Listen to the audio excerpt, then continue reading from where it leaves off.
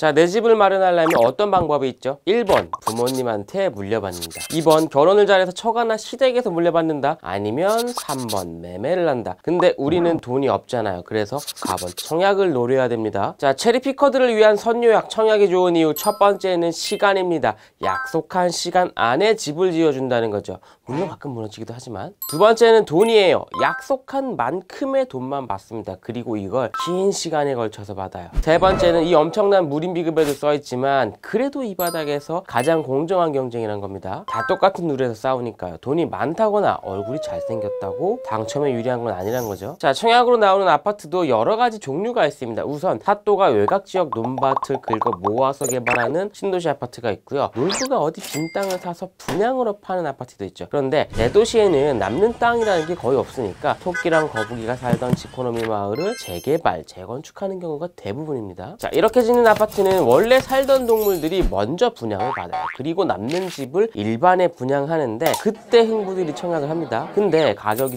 분양 정도 한단 말이죠. 가만히 봤더니 짐승들은 1.5냥만 내고 분양받았대. 원래 살던 집이 한 냥이어서 나머지 0.5냥만 더 냈대. 이런 얘기 들으면 흥부 눈이 뒤집어지죠. 그래서 흥부도 청약을 때려치우고 재개발, 재건축에 참여합니다. 어차피 이 자리에서 나오는 아파트를 분양받을 거라면 차라리 가격이 쌀 때 미리 들어갈래? 아예 낡은 집을 사서 조합원이 돼서 이 사업에 참여할래? 라고 배에 오르는 순간 이제 대항해 시대가 시작됩니다. 목적지 보물섬, 도착 예정일자 모름. 왜냐면 선원들이 가고 싶은 항로가 다 달라요. 그리고 선장 거북이. 우리는 보물섬에 접어날 수도 있지만 해적대가 되거나 영웅에 갈 수도 있습니다. 제가 처음에 청약의 장점 1번이 뭐라고 했죠? 시간. 재개발이나 재건축에 직접 참여하는 건 이 항해가 5년 만에 끝날지 10년이 될지 20년이 될지 모르는 일입니다. 근데 청약은 보통 건물을 착공할 때 진행하기 때문에 준공되는 시점, 내가 이 집을 가질 수 있는 시점이 약속돼 있어요. 그러니까 어떤 아파트가 입주자 모집 공고를 내고 청약을 받는다는 건 그 사업을 하기 위해 출항했던 흥부와 동물 친구들이 한 채로 겨우겨우 섬에 도착해서 밥을 뜨는 데 성공했다는 얘기도 하죠. 과정이 얼마나 지난했든지 간에 우리는 노관심, 그냥 무임승차해서 같은 단지에 할 수 있는 겁니다. 자, 청약의 장점 2번은 돈입니다. 아니 근데 처음에 흥부가 어려운 길을 택했던 이유는 청약으로 일반 분양을 받으면 아파트가 2냥이고 조합원이 돼서 분양을 받으면 1.5냥이니까 그랬던 거잖아요. 사실 이게 1.5냥으로 끝나지 않는 경우가 많습니다. 자, 요즘 이런 기사 많이 보셨죠? 집 지어주기로 한 건설사가 공사비를 올려달라고 들어놓습니다. 처음에 우리가 계약할 땐 한 푼이었지만 원자재 값이 너무 올라서 2푼은 줘야 되겠어. 싫으면 다른 사람 찾아보든가. 하필 요즘은 다른 사람도 잘 없거든요. 그러다 싸운다거나 아니면 누가 알박기를 한다거나 재개발 재건축은 이렇게 다양한 풍랑을 만나면서 지연되고 그 시간은 결국